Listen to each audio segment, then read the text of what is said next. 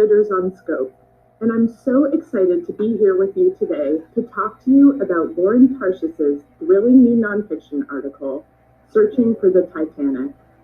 It's the story of how the famous ship was rediscovered 73 years after it struck an iceberg and sank into the Atlantic Ocean.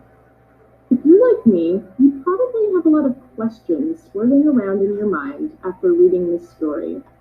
When I finished it, I needed to know, what happened next? So I went online and did a little digging around on my own, and I wanted to share a few of the fascinating things I found out. One of the first things I wondered was, did Robert Ballard ever go down himself to explore the wreckage up close?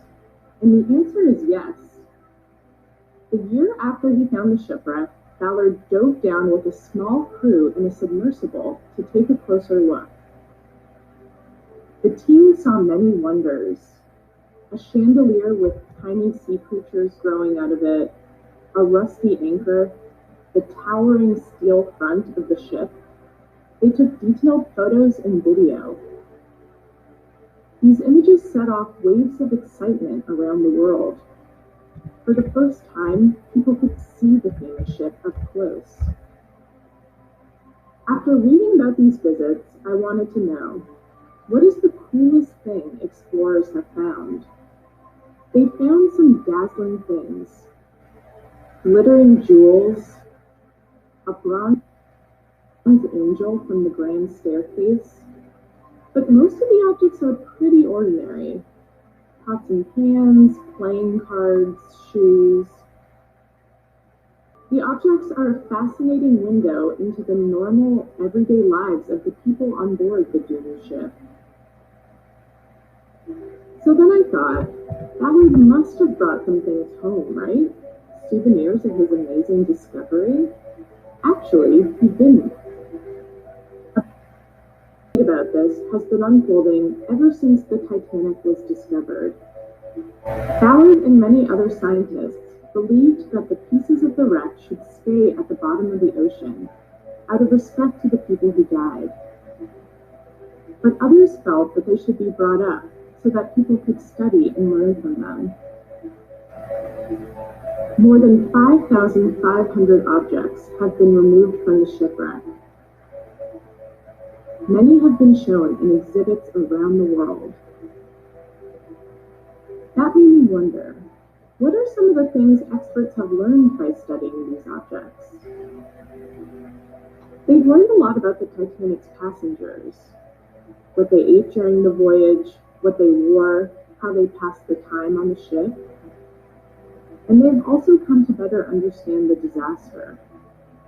For example, by examining pieces of the wreckage, scientists were able to figure out that the iceberg tore several smaller holes in the Titanic's side, rather than one long gash.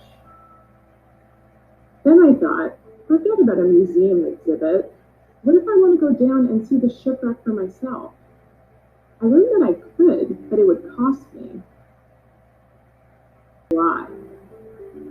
There are ocean exploration companies offering to take tourists down to see the wreck for about $100,000 a person. But visitors will get to do more than just see the ruins.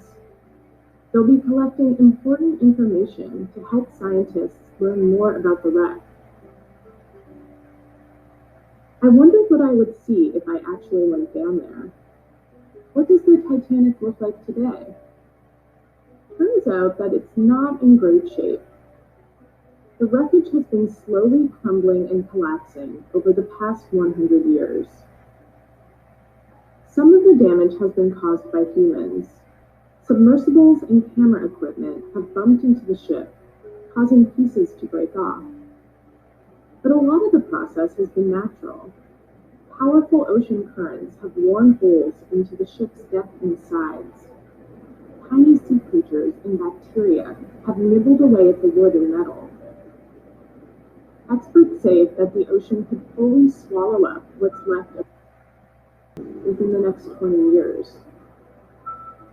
Researchers are working on creating 3D images of the ship so it can be studied long after it disappears. I hope going on this little research journey with me has inspired you to set off on one of your own.